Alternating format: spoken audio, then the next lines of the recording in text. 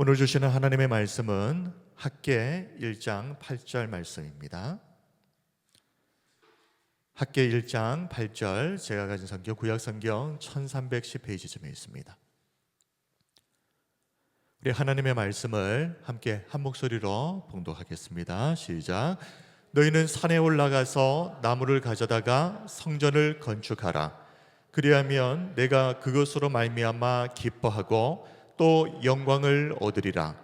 여호와가 말하였느니라. 아멘. 네, 오늘 설교 제목은 마음을 먹고 실행하면 하나님이 일하신다입니다.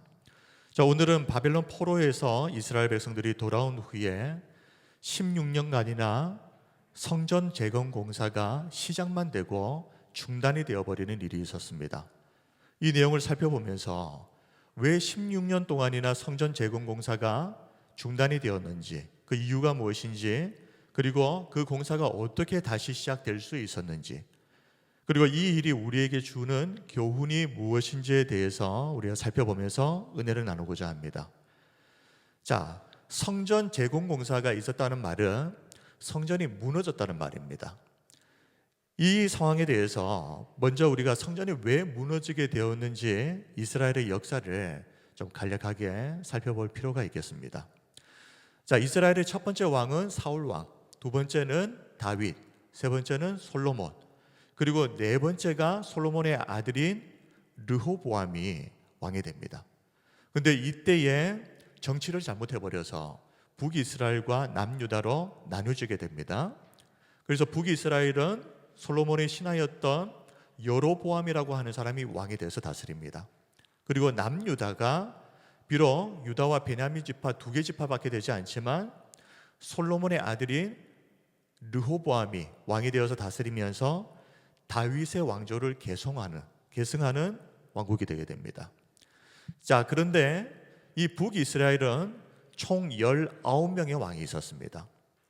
그리고 이 19명의 왕이 바뀌면서 그 중간에 무려 9번이나 왕조가 바뀌어버리는 그런 일들이 일어납니다. 자, 그런데 이 북이스라엘이 남유다보다 한 100년 정도 앞서서 아수르라고 하는 나라에 의해서 멸망을 당하게 되는데, 이때 이 아수르의 정책이 이방 민족들을 이주시켜서 이렇게 피를 섞어버리는 것입니다. 그래서 북이스라엘의 유대인들이 아수르에 멸망하면서 피가 섞여서 혼혈인이 되면서 우리가 아는 사마리아인이 여기서 시작되게 됩니다. 자, 그리고 나서 한 100여 년 후에 남유다는 20대 시드기야 왕을 마지막으로 해서 바벨론 제국의 멸망을 당하게 되는데 총 3차례 공격을 받습니다. 근데 마지막 세 번째 공격을 받았을 때 성전도 무너져 버리고 성벽도 무너져 버리고, 그리고 이스라엘의 수많은 사람들이 3차례에 걸쳐서 포로로 바벨론에 끌려가게 됩니다. 자, 그런데 하나님께서 선지자들을 통해서 말씀하신 대로 70년, 이 70년이 지나고 나서 이제 바벨론 포로기가 끝이 나고 바벨론이 페르시아 제국에 의해서 멸망당하게 되면서 페르시아의 고레스 왕이 포로로 끌려왔던 남유다 백성들을 고국으로 돌아갈 수 있도록 해줍니다. 자, 그런데 고국에 돌아오니 어떻게 되어 있습니까? 땅은 황폐화되어 버리고 성전도 무너져 버렸고 성벽도 없습니다. 자, 이런 상황에서 이제 70년 전에 무너졌던 그 성전을 이제 재건하고자 하는데, 안타깝게도 얼마 지나지 않아서 사마리아와 주변 나라들의 방해 때문에 16년 동안이나 성전 재건 공사가 중단되어 버리는 일이 발생합니다. 자, 오늘 우리가 살펴볼 이 학개서는 하나님께서 이 학개 선지자를 통해서 유다 총독이었던 스룹바벨과 대제사장이었던 여호수아에게 하나님의 말씀을 전하는데, 그 말씀의 내용이 16년 동안 중단되었던 성전 재건 공사를 다시 시작하라 하는 내용입니다. 그런데 우리가 학개서를 읽으면서 절대 오해해서는 안 되는 것이 있습니다. 하나님을 성전 건물에 집착하는 분으로 생각하는 것입니다. 절대 그렇지 않습니다. 하나님께서 포로 귀환한 이스라엘 백성들에게 중단된 성전 공사를 다시 재개하라 하고 명령하신 것은 맞습니다. 그런데 우리는 왜 하나님께서 이 성전 재건 공사를 다시 시작해서 마무리하게 하셨는지, 그리고 하나님께서 이런 명령을 내리신 진짜 의도가 무엇인지를 우리가 좀 정확하게 알아야 할 필요성이 있습니다. 자, 사실 하나님은 성전 건물이 필요하지 않으신 분입니다. 이미 온 만물에 충만하신 무소부재하신 하나님이십니다. 그래서 솔로몬도 예전에 화려하고 웅장한 성전 건물을 건축한 후에 성전 봉헌식에서 이렇게 말하지 않습니까? 열왕기상 8장 27절입니다. 하나님이 참으로 땅에 거하시리이까 하늘과 하늘들의 하늘이라도 주를 용납하지 못하겠거늘 하물며 내가 건축한 이 성전이오리이까. 솔로몬은 성전을 건축해서 봉헌식을 하면서 알고 있었습니다. 하나님은 온 우주를 초월하여 존재하시는 크신 하나님이신데, 아무리 인간이 화려하고 크고 웅장한 건물을 지었다고 할지라도 그 건물 안에 하나님은 갇혀 계실 수 있는 분이 아니다 하는 것을 알았습니다. 사도행전 7장을 보면 스데반 집사님도 복음을 전하면서 그 내용 중에 솔로몬이 지었던 이 성전에 대해서 언급을 하는데 이렇게 말합니다. 사도행전 7장 47절에서 50절입니다. 솔로몬이 그를 위하여 집을 지었느니라. 하나님을 위해서 지었던 성전입니다. 그러나 지극히 높으신 이는 손으로 지은 곳에 계시지 아니하시나니 그랬습니다.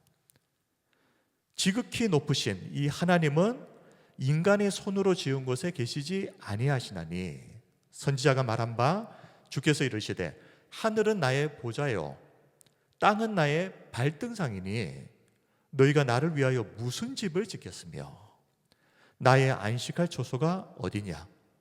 이 모든 것이 다 내 손으로 지은 것이 아니냐 함과 같으니라. 그렇습니다. 하나님은 온 세상에 충만하신 분이십니다. 그런 하나님에게 성전 건물이라고 하는 것은 사실 애시당초부터 필요치가 않습니다. 그리고 우리는 그 크신 하나님이 거하실 만한 성전을 지을 수도 없습니다. 자, 그렇다면 이 성전은 누구를 위해서 필요한 것입니까? 이것이 중요한 질문입니다. 이 성전은 누구를 위해서 필요한 것입니까? 하나님이 아니라 바로 우리들입니다. 하나님의 백성들을 위해서 성전이 필요했기 때문에 하나님께서 성전을 지으라고 말씀하신 것입니다. 그러므로 하나님께서 학개 선지자에게 중단된 성전 공사를 재개하라고 명령하신 이유는 하나님께서 거하실 처소가 없어서 집 좀 지어달라 이런 것이 아니라 이스라엘 백성들이 하나님을 예배하고 경배해야 할 공간이 필요했기 때문입니다. 자, 그런 점에서 우리는 성전 건축을 왜 재개하라고 명령하셨는지 이 이유를 정확하게 먼저 알고 다음 내용을 살펴보겠습니다. 자, 만약 하나님께서 이렇게 성전 건물에 집착하시는 분이셨다면 분명히 바벨론 포로 이후에 성전 재건할 때 하나님께서 뭐라고 명령하셨겠습니까?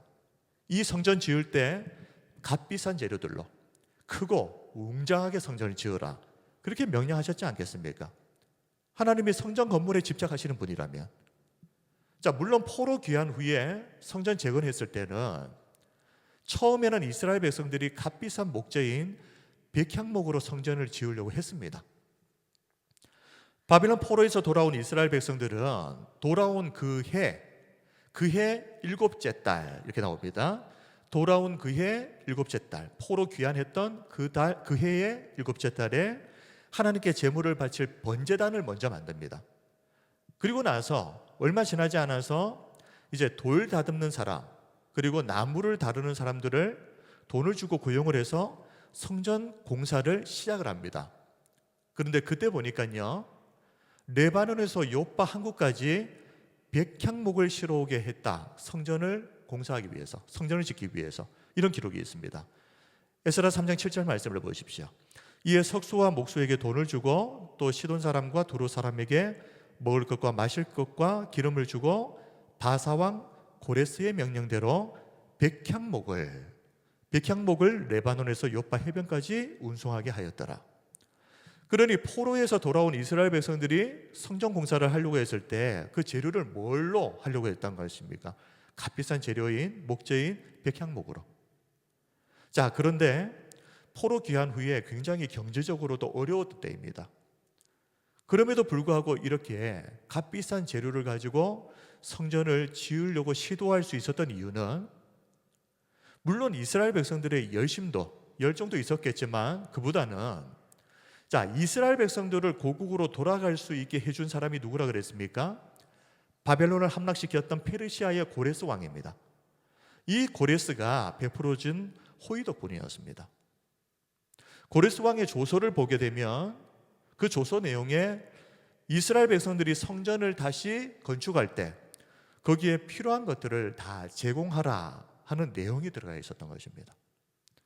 자, 그런데 문제는 이렇게 성전 재건 공사가 순조롭게 시작은 되었는데 얼마 지나지 않아서 주변 나라들의 방해로 인해서 이 성전 재건 공사가 무려 16년 동안이나 중단이 되어버리게 된 것입니다. 근데 그 16년 동안 어떤 일들이 벌어졌느냐? 이제 상황들이 바뀌어버립니다. 전폭적인 지지를 약속했던 고레스 왕이 죽습니다. 그러니 예전처럼 좋은 환경에서 성전을 건축할 수가 없는 환경이 되어버린 것입니다.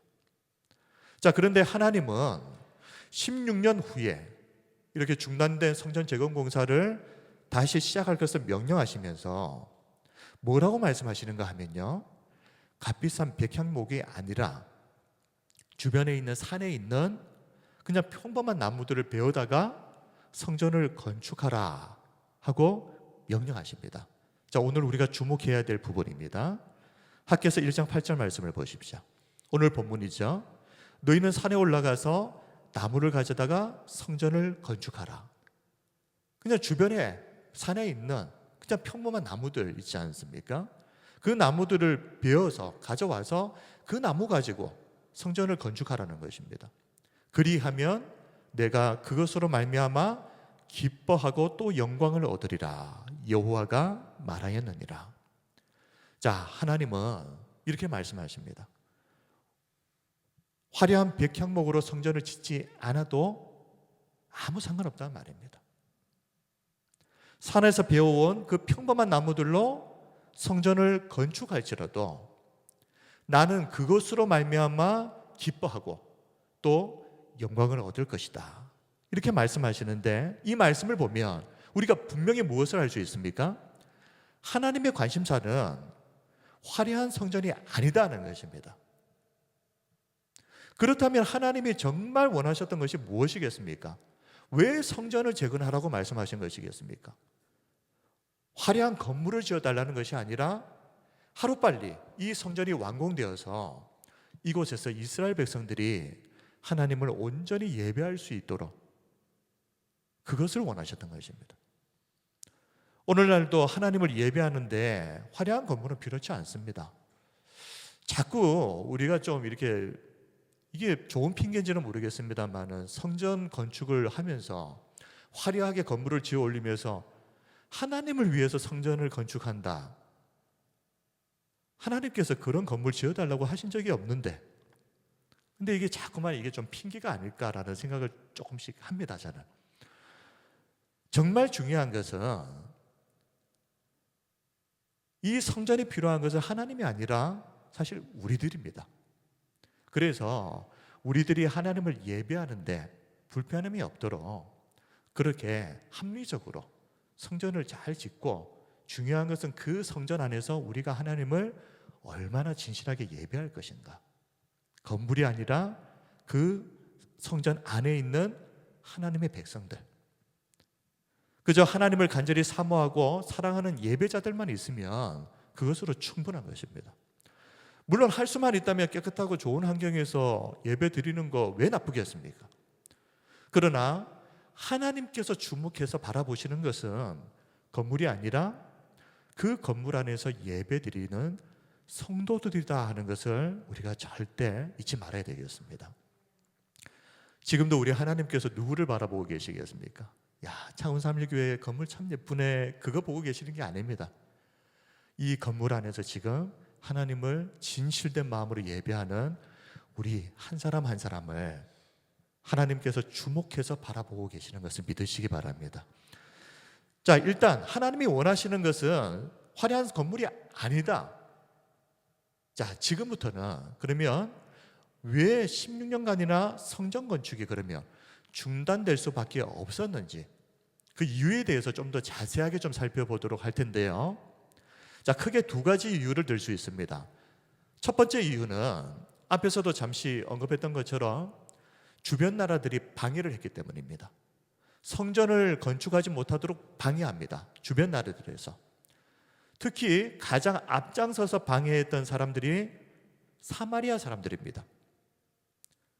자, 그런데요, 사마리아 사람들이 왜 성전 건축을 방해했는지 그 과정들을 좀 살펴보면 좀 안타까운 면이 있습니다. 사실 사마리아 사람들은 돌아온 이스라엘 백성들이 성전 건축을 하려고 했을 때 처음에는 성전 건축을 도와주려고 했습니다. 우리도 그 성전 건축에 함께 참여하겠다라고 말했습니다. 자, 그런데 사마리아 사람들이 어떤 사람이라 그랬습니까? 앞에서 이스라엘 역사에 대해서 잠시 말씀을 드렸죠. 북이스라엘이 아수르에 멸망당하면서 이 북이스라엘에 살던 유대인들은 이방인들과 강제 결혼을 하게 됩니다. 그래서 피가 섞이고 혼혈인이 되어버리는데, 이때로부터 혈통을 중요하게 생각했던 정통 유대인들은 사마리아 사람들과는 절대 상종도 하지 않게 됩니다. 그 땅도 밟지 않으려고 했습니다. 부정한 땅이라고. 그래서 신약 성경에서 예수님이 사마리아 땅을 방문하셔서 한 여인을 만나시는 장면이 나오는데, 그것이 굉장히 유대인들이 볼 때는 이례적인 일이었다 하는 것을 우리가 생각하시고, 게다가 사마리아 사람들은 피만 섞인 것이 아니라 하나님을 섬기면서 동시에 우상들도 섬기는 이런 혼합주의 신앙관을 가지고 있었습니다.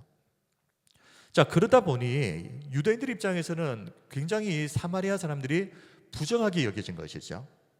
근데 이 부정한 사마리아 사람들이 성전 공사에 참여한다, 정통 유대인의 입장에서는 받아들일 수가 없는 일이었던 것입니다. 자, 그리고 많은 학자들은요, 사마리아 사람들이 순수한 목적으로 성전 건축에 참여하려고 했을까? 아닐 것이다. 아마도 이들은 성전 건축에 참여하는 것처럼 하면서 실제적으로는 성전 건축을 방해하려고 했을 것이다 라고 보는 견해가 많습니다. 아무튼 성전 건축에 참여하지 못하도록 했던 이 일이 계기가 되어서 사마리아 사람들이 앙심을 품고 이 성전 공사를 적극적으로 방해를 하게 되는데요. 어떻게 방해를 했는가 성경을 살펴보니까 성전 재건을 통해서 이스라엘 백성들이 단합을 하게 되면 페르시아 왕에게 앞으로 큰 위협이 될 것입니다 하고 페르시아 왕에게 고발을 해버리는 것입니다. 이런 여러 가지 방법을 통해서 성전 공사가 진행되지 못하도록 이렇게 막았습니다. 그리고 아까 주변 나라들도 방해를 했다고 했지 않습니까? 사마리아 사람들 외에도 산발락과 도비아와 게셈 같은 이런 사람들이 주도적으로 앞장서서 성전 재건 공사를 맡게 됩니다. 자, 그러면 성전 재건 공사가 중단되었던 두 번째 이유는 경제적인 어려움입니다. 포로에서 돌아온 지 얼마 되지 않았던 그 시점이었기 때문에 당시 이스라엘의 경제는 여러모로 어려운 상황일 수밖에 없습니다. 자, 이렇게 두 가지 이유 때문에 16년간이나 성전 공사가 중단될 수밖에 없었는데, 이것을 표면적인 이유, 현실적인 이유다 이렇게 말하겠습니다. 자, 그런데 과연 성전 공사가 정말 이 두 가지 이유 때문에 중단되었을까? 더 본질적인 이유가 있지는 않았을까? 질문을 드립니다. 주변 나라들이 방해를 하고 재정적으로 어려워서 성전 재건 공사가 중단이 되었을까? 진짜 그것 때문이었을까? 우리는 학계 선지자를 통해서 하나님이 주신 이 말씀을 통해 16년이 지나도록 성전 건축이 중단되었던 진짜 이유가 무엇인지를 알 수 있습니다. 성전 건축이 중단되었던 진짜 이유는 주변 나라들의 위협, 경제적인 이유, 그것도 물론 이유가 될 수 있겠지만 사실 진짜 이유는 이스라엘 백성들에게 성전을 정말 건축하고자 하는 마음이 없었던 것입니다. 학개서 1장 2절에 따르면 백성들이 뭐라고 계속 이야기합니까? 아직은 때가 아니다. 아직은 때가 아니다. 이런저런 핑계를 대면서 계속해서 성전 건축을 미루고 있습니다. 학개서 1장 2절 만군의 여호와가 이같이 말하여 이르노라. 이 백성이 말하기를 뭐라고 말합니까? 여호와의 전을 건축할 시기가 이르지 아니하였다 하였느니라. 이들에게는 사실 애시당초부터 성전을 건축하고자 하는 적극적인 마음이 없었던 겁니다. 적극적인 마음이 없으니까 어떻게 됩니까? 계속해서 이런저런 핑계만 찾으면서 미루고 또 미루고 미루는 것입니다. 자, 그것을 잘 보여주는 것이 학개서 1장 4절 말씀인데요. 자, 지금 돈도 없고 경제적으로 힘들고 주변 나라들 방해하고 그래서 지금은 아직 성전을 건축할 시기가 아니다라고 말하는 이스라엘 백성들이 자, 돈도 없다고 그러고 지금 상황이 아니라고 그러는데 자기 집은 어떻게 하고 있습니까? 그렇게 어렵다고 말하면서 그들은 어려운 중에 빚을 내서라도 자기 집은 화려하게 치장하는 데 열심입니다. 학개서 1장 4절 이 성전이 황폐하였거늘 너희가 이때에 판벽한 집에 거주하는 것이 옳으냐. 자, 이 판벽한 집은 쉬운 성경 번역을 보니까 멋진 집 이렇게 되어 있습니다. 그렇게 힘들다면서요. 돈이 없다면서요. 아직 환경이 좋지 않다면서요. 그런데 자기 집은 이렇게 멋지게 치장하고 있는 겁니다. 결국 성전 재건이 중단된 진짜 이유는요, 다른 나라들의 방해, 경제적인 이유, 이런 표면적인 이유보다는 사실 이스라엘 백성들의 마음속에 성전을 정말 꼭 재건해야 되겠다 하는 마음이 없는 것입니다. 하나님은 지금 이스라엘 백성들에게 화려한 성전 지어달라고 부탁하시는 것이 아니지 않습니까? 계속해서 말씀드리지만 하나님은 성전이 애초부터 필요하지 않으신 분입니다. 성전이 필요한 것은 우리들입니다. 그런데도 백성들이 성전 건축을 계속 미루고 또 미뤘다는 것은 16년간이나 미뤘다는 것은 무엇을 의미하겠습니까? 그들에게 성전 건물을 넘어서 이곳에서 정말 하나님을 진실하게 예배해야 되겠다라는 그 마음도 부족했던 것입니다. 당장 먹고 사는 것 중요하고 자기 집 치장하는 것이 중요했기 때문에 그들은 이런저런 핑계를 대가면서 계속해서 성전 건축을 미뤘던 겁니다. 결국 마음의 문제입니다. 그래서 하나님은 이렇게 성전 재건할 마음이 전혀 없었던 이스라엘 백성들에게 화려한 백 항목 아니어도 괜찮다는 겁니다. 돈 없다 그러는데 내가 언제 화려한 건물 지어달라고 했느냐. 값비싼 재료인 백향목으로 짓지 않아도 상관없으니 뒷산에 있는 나무 베어서라도 초라할지라도 성전 재건을 빨리 마무리해라. 그리고 그곳에서 나와 함께 교제하자. 이것이 학개서 말씀의 핵심 주제입니다. 그러므로 우리가 학개서를 읽으면서 야, 우리 하나님은 지금 먹고 살기 힘들어서 지금 그러고 있는 우리들에게 건물 지어내라고 때를 쓰시는 분이구나. 절대 오해해서는 안 됩니다. 성전이 필요한 것은 하나님이 아니라 우리들입니다. 사실 이스라엘 백성들에게 성전을 재건할 마음만 있었다면 분명 하나님께서 이 성전 건축에 필요한 모든 것들을 하나님이 다 공급해 주셨을 것입니다. 그냥 하는 말이 아닙니다. 성경적인 근거가 있습니다. 학개 선지자를 통해서 성전 공사가 재개가 됩니다. 그런데 그때 어떤 일들이 일어났는지 말씀을 드리겠습니다. 자, 그때에도 경제 상황 여전히 좋지 않았습니다. 주변 나라들의 방해 여전히 똑같이 있었습니다. 상황은 아무것도 달라진 게 없습니다. 그런데 이스라엘 백성들이 성전을 재건하기로 마음을 먹고 또 그것을 실제로 실행에 옮겼을 때 어떤 일이 일어났는가? 하나님께서 성전 건축에 필요한 모든 것들 재정이면 재정, 사람이면 사람, 필요한 모든 것들을 다 하나님께서 준비해 주십니다. 자, 하나님은 이 성전 건축이 순조롭게 진행될 수 있도록 하기 위해서 한 사람의 마음을 감동을 시키는데, 그 사람이 누구냐 하면 바로 페르시아의 왕인 다리오 왕입니다. 자, 이 이름을 꼭 기억하십시오. 페르시아의 세 번째 왕이었던 다리오 왕. 자, 이 다리오 왕은 페르시아의 세 번째 왕으로서 성전 재건에 중요한 역할을 했던 왕입니다.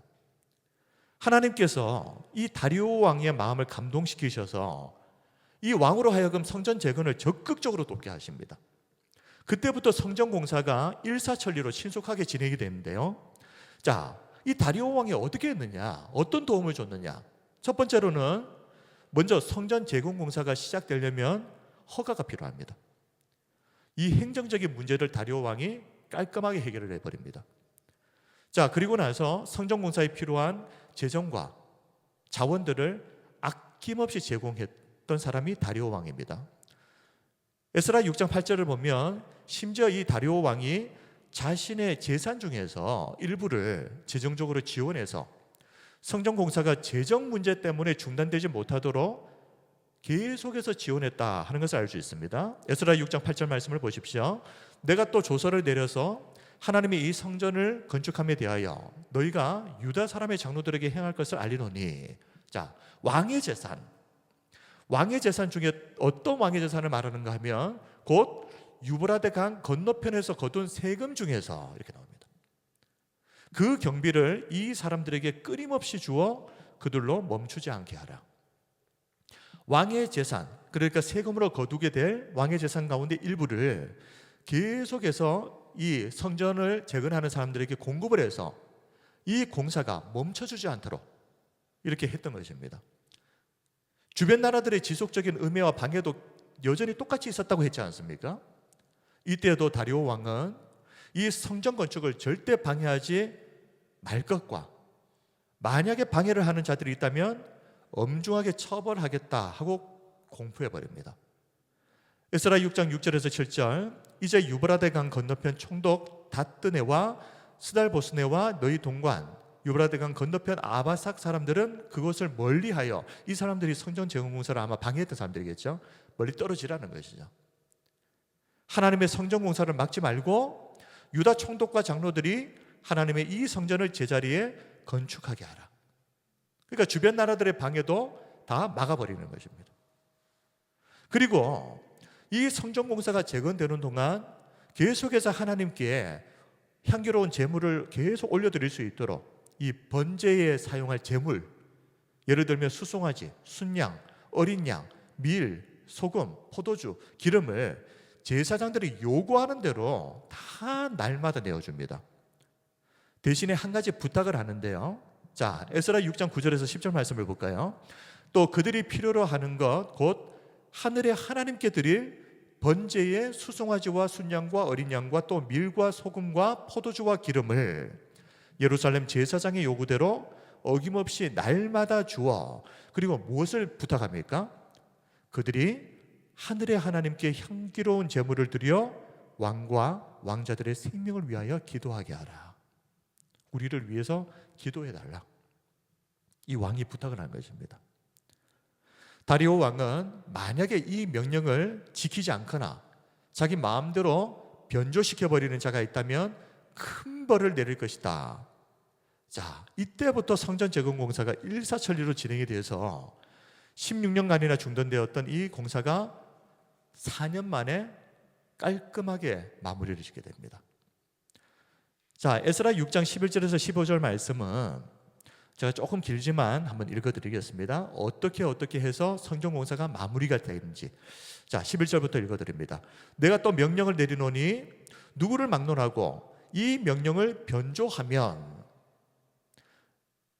이 왕이 내린 명령을 마음대로 바꾸거나 변경하거나 수정하게 되면 어떻게 됩니까? 그의 집에서 들보를 빼내고 그를 그 위에 메어 달게 하고 그의 집은 이로 말미암아 거름더미가 되게 하라. 만일 왕들이나 백성이 이 명령을 변조하고 손을 들어 예루살렘 하나님의 성전을 헐진대. 만약 이런 일이 일어나면 그곳에 이름을 두신 하나님이 그들을 멸하시기를 원하노라. 나 다리오가 조서를 내려놓으니 신속히 행할지니라 하였더라.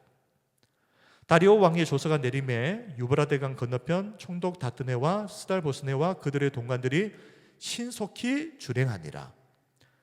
유다 사람의 장로들이 선자 학개와 이또의 손자 스가랴의 권면을 따랐으므로 성전 건축하는 일이 형통한지라. 성전 건축하는 일이 형통한지라. 이스라엘 하나님의 명령과 바사왕 고레스와 다리오와 아닥사스다의 조서를 따라 성전을 건축하며 일을 끝내되 다리오 왕 제6년 아달월 3일에 성전 일을 끝내니라. 성전 재건 공사가 다시 재개된 후 4년 만에 성전이 재건된 것입니다. 이것을 보면서 어떤 생각이 드십니까? 하나님 일을 하지 못하는 이유는 돈이 없어서가 아닙니다. 환경이 안 되어서가 아닙니다. 우리의 마음이 부족하기 때문에 그렇습니다. 우리가 마음만 있다면, 그리고 그 마음을 실행할 의지만 있다면, 보십시오. 하나님이 다 알아서 해버리시지 않습니까? 학개서 2장 8절에서 은도 내 것이요 금도 내 것이니라 만군의 여호와의 말이니라. 돈이 없어서 못한다고요? 마음이 없는 것입니다. 은도 하나님의 것이고 금도 하나님의 것입니다. 그런데 하나님의 일을 하는데 돈이 없어서 못한다. 중요한 것은 마음 그리고 실행입니다. 우리에게 정말 필요한 것은 하나님을 위해서 우리에게 정말 헌신하고자 하는 마음만 있다면, 그리고 믿음으로 마음 먹은 것을 시작하기만 한다면, 마음과 실행 이 두 가지만 있다면 하나님은 우리가 그 일들을 이룰 수 있도록 모든 필요한 것들을 공급해 주시는 여호와 이레의 하나님이심을 믿으시길 바랍니다. 창세기 22장을 보면 하나님께서 아브라함에게 아들 이삭을 번제물로 바치라고 말씀합니다. 그런데 이 아브라함에게 하나님의 말씀에 순종하고자 하는 마음이 있었습니다. 이해는 안 되죠. 하나밖에 없는 가장 소중한 아들을 왜 바치라고 하는지. 근데 아브라함에게는 그 말씀에 순종하고자 하는 마음이 있었고, 두 번째 뭐가 있었습니까? 그 마음을 실행할 의지가 있었습니다. 그 다음날 아침 새벽 일찍 일어나서 혹시라도 마음이 변할까 봐 아들 이삭을 데리고 바로 모리아 산으로 이 아들을 바치기 위해서 출발을 해버립니다. 그리고 모리아 산 꼭대기에 올라가서 실제로 칼로 이 아들 이삭을 죽여서 번제로 바치려고 했지 않습니까? 아브라함에게는 마음이 있었고 실행하는 의지가 있었습니다. 그런데 그때 하나님께서 아브라함을 멈추게 하시고 어떻게 하십니까? 그 아들 이삭은 살리게 하시고 대신 이 이삭을 대신해서 제물로 바칠 수프로에 걸린 순양을 딱 준비해 주십니다. 아브라함에게 마음이 있고 실제로 그것을 실행할 의지가 있으니 하나님께서 그 마음을, 아브라함의 그 모든 행동들을 기쁘게 받아주시고 아브라함이 이삭을 대신해서 하나님께 번제물을 바칠 수 있도록 필요한 모든 것들을 다 준비해 주시는 것을 보십시오. 중요한 것은 하나님을 향한 우리의 마음, 그리고 순종하고자 하는 행동의 의지, 이것이 있다면 비록 우리가 부족하고 또 가진 것이 적을지라도 마음과 실행할 의지가 있는 그 성도를 하나님의 위대한 일에 동참할 수 있도록 여호와 이레의 하나님께서 필요한 모든 것을 공급해 주실 줄 믿습니다.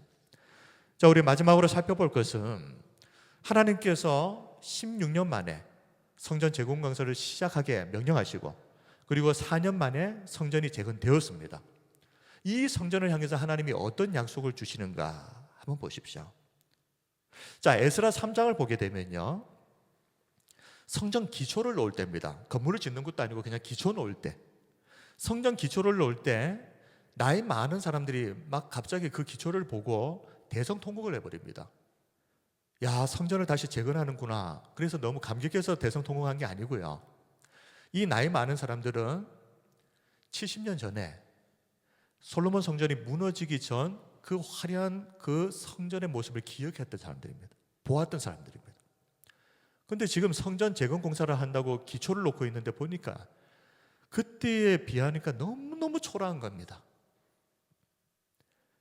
그 화려했던 성전을 기억하는 사람들이 봤을 때는 너무너무 초라한 성전의 기초를 보면서 대성통곡했다.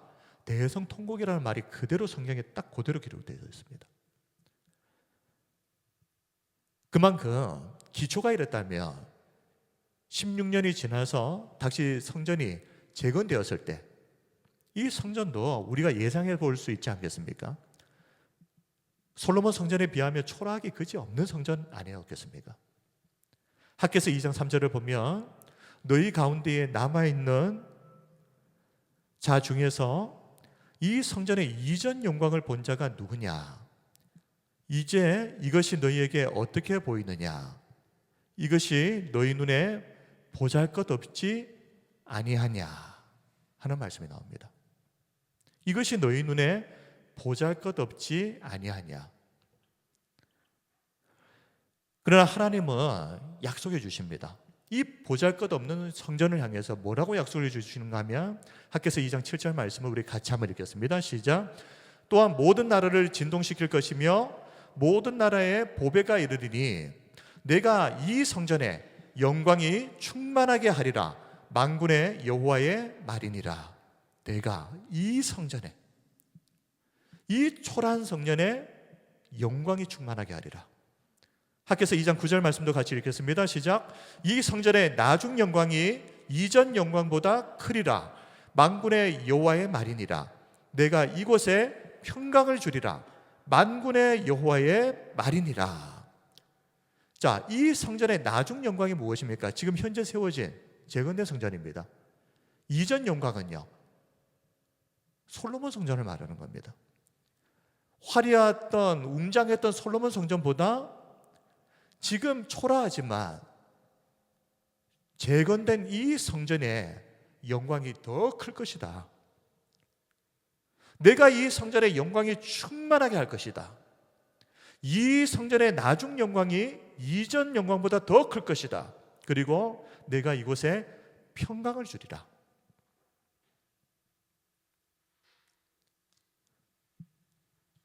성전의 영광은 하나님께 있는 것이지 성전의 화려함과 크기에 있지 않습니다.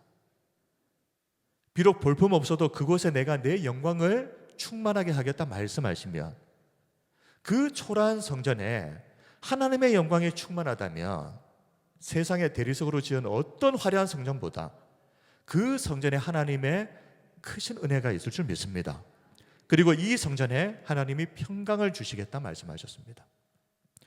세상의 화려한 성전을 가진 수많은 교회들에서 하루가 멀다 하고 매일 싸우고 다투고 평강이 없지 않습니까? 그러나 하나님의 영광이 진심으로 머무는 곳은 그곳에 평강이 임하게 됩니다. 하나님의 평화가 임하게 될 것입니다. 말씀을 정리하겠습니다. 우리 사랑하는 성도 여러분, 우리 교회가 하나님께서 재건된 성전을 향해서 약속하셨던 하나님의 영광이 충만한 교회, 하나님의 평강이 머무르는 그런 교회가 되었으면 좋겠습니다. 그러기 위해서는 우리에게 두 가지가 필요합니다. 하나님께 헌신할 마음이 있어야 됩니다. 그리고 그것을 마음으로만 끝내지 않고 마음을 실제로 실행할 의지가 있어야 됩니다. 이 두 가지만 있다면 일은 하나님이 하실 것입니다. 아무리 우리가 형편이 어렵고 능력이 부족하다고 해도 하나님께서 친히 일하실 것입니다. 우리의 그 간절한 마음이, 하나님을 향한 그 간절했던 마음들이 삶에서 실제가 될 수 있도록, 실제로 우리가 보는 눈앞에 이루어질 수 있도록 필요한 모든 것들을 공급해 주시고 하나님께서 이 일들을 이루실 줄 믿습니다. 하나님께서 다리오 왕을 사용하셔서 성전 재건이 이루어질 수 있도록 모든 필요한 것들을 예배해 주신 것처럼 말입니다. 여호와 이레의 하나님. 자, 우리 마지막으로 오병이어의 기적이 어떻게 일어났습니까? 한 아이가 자신의 작은 도시락을 내어 드렸을 때입니다. 아마도 그때 그 넓은 들판에 한 2만 명 정도, 장정만 5천 명이라고 그랬으니까 남녀노소 다 합치면 한 2만 명 넘겠죠. 이 수많은 사람들 가운데에서 내가 하나님을 위해서 뭐라도 하나 내어 놓아야 되겠다라고 헌신의 마음을 가졌던 사람이 딱 한 명, 이 작은 아이. 그리고 마음만 먹은 것이 아니라 실제로 그것을 실행에 옮겼던 사람, 딱 이 한 명의 아이였습니다. 근데 이 도시락에 담긴 작은 물고기 2마리와 보리떡 5개, 이 마음과 실제로 행동으로 옮기는 의지가 있는 이 한 아이를 통해서 2만 명이 넘는 사람들이 배불리 먹고 12광주리가 남는 기적이 일어났던 것입니다. 만약 아무도 이 도시락을 드리려고 하는 마음을 먹지 않았더라면, 설령 마음이 있었다고 하더라도 실제로 그 마음을 행동으로 옮기지 않았더라면, 예수님을 통해서 은혜로운 말씀이 선포되었던 그 자리에서 말씀은 선포되었을지 모르지만 오병이어의 기적은 일어날 수 없었던 것입니다. 하나님의 기적은 하나님을 위해서 헌신하고자 하는 마음, 그리고 그 마음을 실제로 행동으로 옮긴 사람을 통해서 시작되고 이루어지는 것을 믿으시기 바랍니다. 자, 한번 따라하겠습니다. 마음을 먹고 실행하면 하나님이 일하십니다. 마음을 먹고 실행하면 하나님이 일하십니다. 아멘. 우리도 이 땅을 살아가면서 우리 인생 가운데에 하나님이 행하시는 놀라운 기적들을 좀 맛보면서 살아야 되지 않겠습니까? 그저 말씀 듣고 그냥 은혜 받고 그냥 이것으로 끝나야 되겠습니까? 그 넓은 들판에서 예수님을 통해서 은혜의 말씀을 듣고 감동받았다면 우리의 인생에 그런 은혜뿐만 아니라 날마다 오병이어의 기적도 맛보면서 좀 살면 좋지 않겠습니까? 이스라엘 백성들처럼 이래서 못한다 저래서 못한다 핑계 대지 말고 이 아이처럼 작은 것이라도 하나님을 위해서 헌신하고자 하는 마음을 먹고, 그리고 그 마음을 실행하면 우리는 하나님이 일하시는 기적의 현장을 날마다 경험하는 우리가 될 줄 믿습니다. 사랑하는 성도 여러분, 마음을 먹고 실행하면 하나님이 일하신다. 오늘 주신 이 말씀이 우리 모든 성도들의 삶에 실제로 이루어지는 은혜를 누리는 저와 우리 성도님들이 다 되시기를 주님의 이름으로 축원드립니다. 우리 함께 하나님께 찬양 드리고 기도하겠습니다.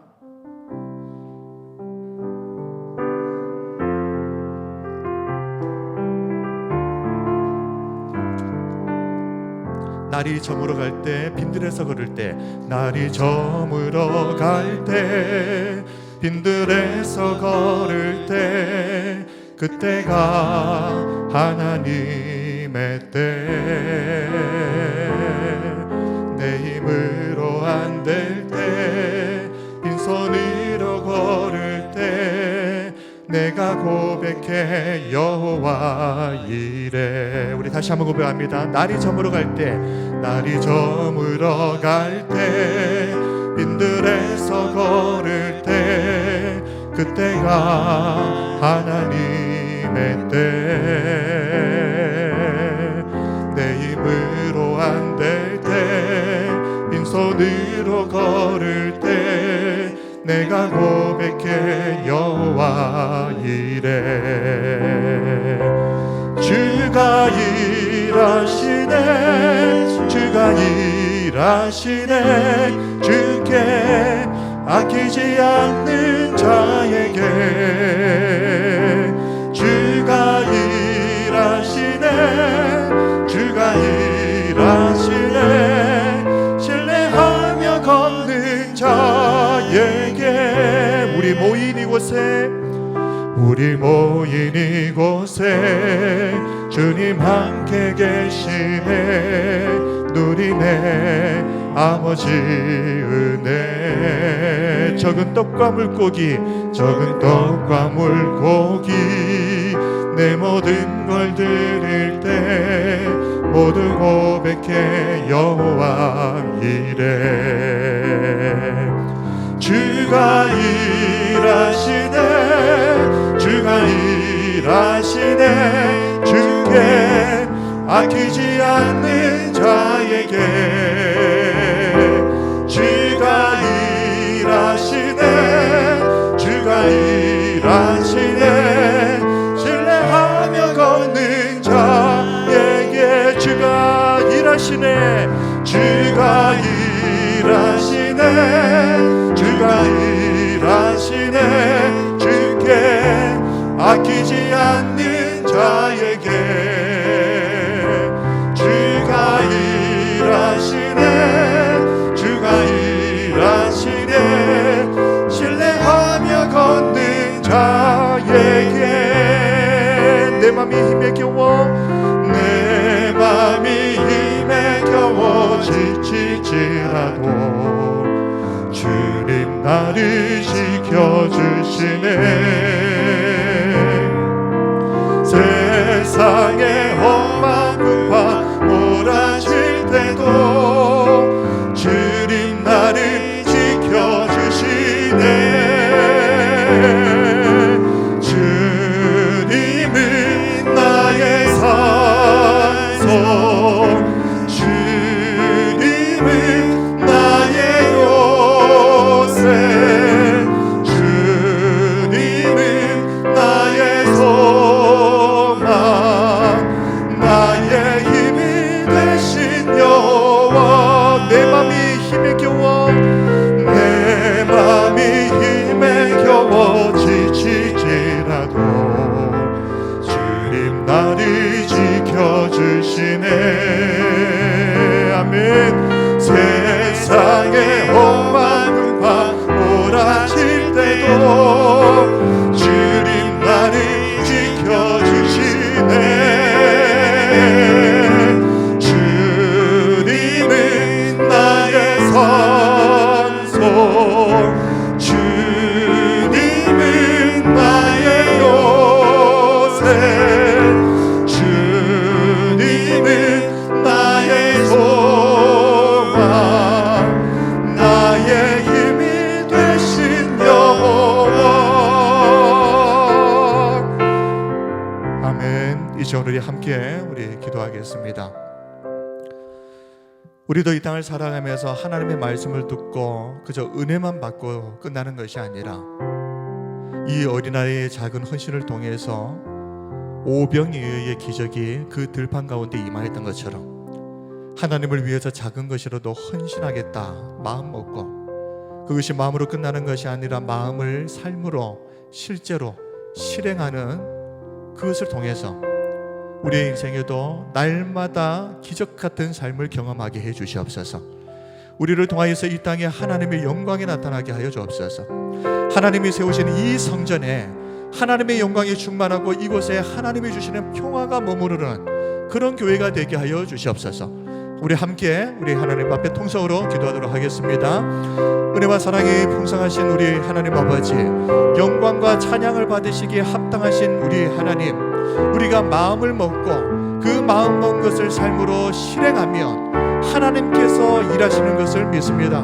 아버지 하나님, 무너진 성벽, 아버지 하나님 16년 동안이나 중단되었던 그 성전 공사들을 다시 재개하게 하시고 이스라엘 백성들이 순종하고 일어났을 때에 하나님께서 다리오 왕을 세우셔서 이 모든 일들이 순적하게 신속하게 실행될 수 있도록 하나님께서 역사하셨던 것처럼 아버지 하나님, 우리의 마음 가운데에 이 마음을 주시옵소서. 하나님을 위해 헌신하고자 하는 마음을 주시옵소서. 그 마음을 실행에 옮길 수 있는 의지를 주시옵소서. 아버지 하나님, 우리의 삶을 통하여서 날마다 이곳에 하나님의 오병이어의 기적들이 나타나게 하여 주시고, 아버지 하나님, 은혜 받고 끝나는 인생이 아니라 날마다 기적을 맛보는 인생으로 그렇게 하나님 앞에 설 수 있도록 주의 역사하여 주시옵소서. 하나님이 일하시는 그 놀라운 기적의 현장들을 날마다 보는 은혜가 있게 하여 주시옵소서. 예수님 이름으로 기도드립니다. 영광과 찬양을 받으시기에 합당하신 우리 하나님 아버지, 우리가 하나님 앞에 헌신하기로 마음을 먹고 그 마음 먹은 것을 실제 삶에 실행하기만 하면 하나님께서 일하시고 그 모든 것들을 기적같이 이루어 주실 줄 믿습니다. 아버지 하나님, 그저 말씀 듣고 감동하고 끝나는 인생이 아니라 그 들판에 오병이어의 기적이 임했던 것처럼 우리의 삶을 통해서도 날마다 하나님의 기적을 경험하며 살아가는 그런 인생 되게 하여 주시옵소서. 오늘도 주님 앞에 예배하는 우리 성도들 한 사람 한 사람이 하나님 앞에 그런 믿음의 사람들로 세워지기를 원합니다. 하나님, 간절히 소망합니다. 이 교회가 비록 화려하고 웅장한 건물은 없지만 이곳에 하나님의 거룩하신 임재가 있고 하나님의 영광이 머무르는 것을 믿습니다. 아버지 하나님, 이 교회를 통하여 이 땅에 생명이 흘러가게 하시고 하나님의 기적이 일어나는 통로가 되게 하여 주시옵소서. 살아계신 예수님 이름으로 기도드립니다. 아멘. 찬송가 347장 우리 힘차게 우리 박수 치면서 찬양 드리면서 봉헌하겠습니다.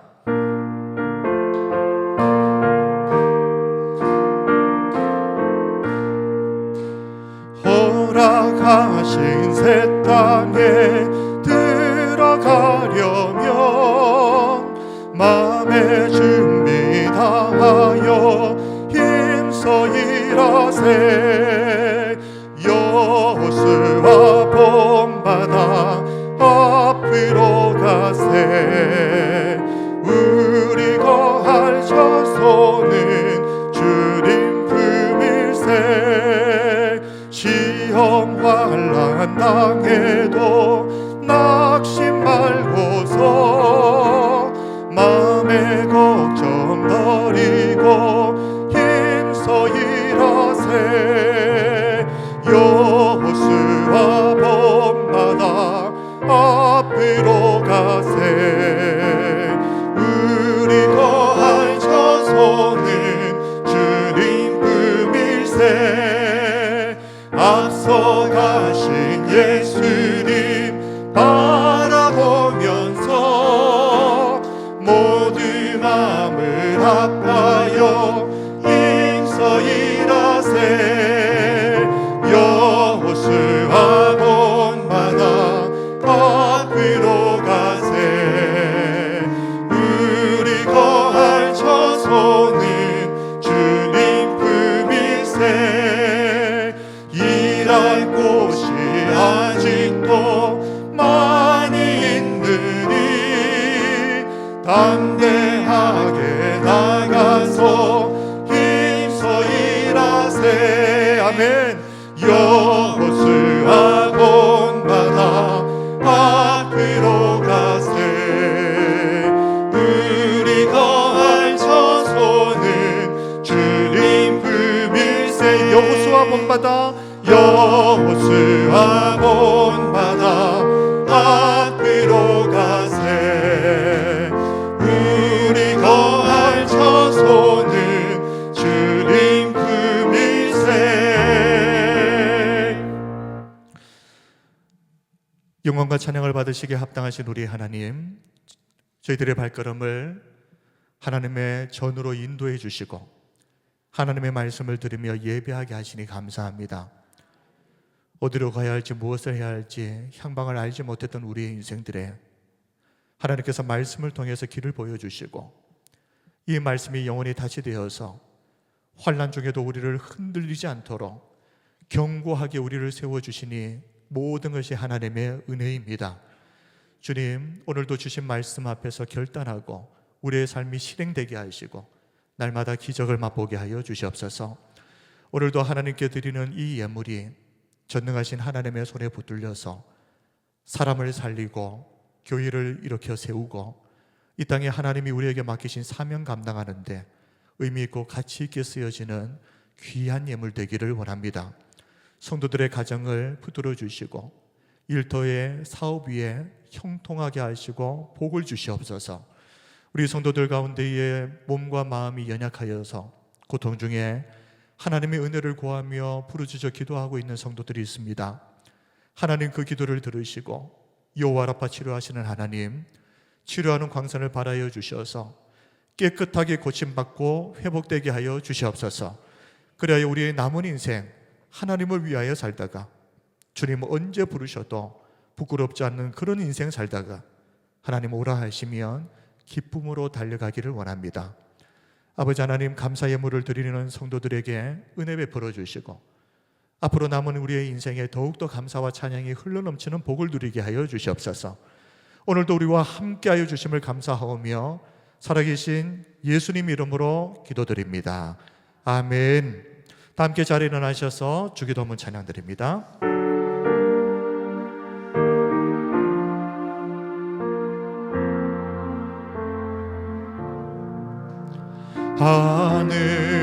하늘에 계신 아버지, 이름 거룩하사 주님 나라 임하시고 뜻이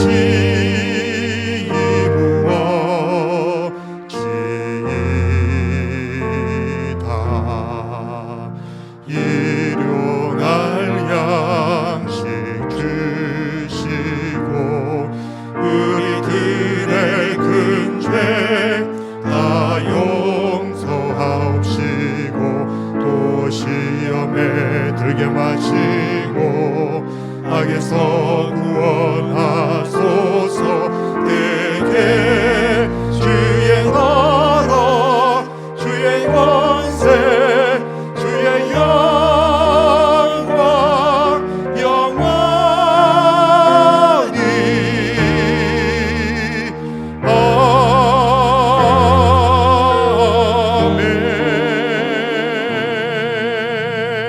아멘. 주 예수 그리스도의 은혜와 아버지 하나님의 크신 사랑과 성령의 감동 감화 교통하심이 하나님 앞에 헌신하기로 마음을 먹고 그것을 삶으로 실행하여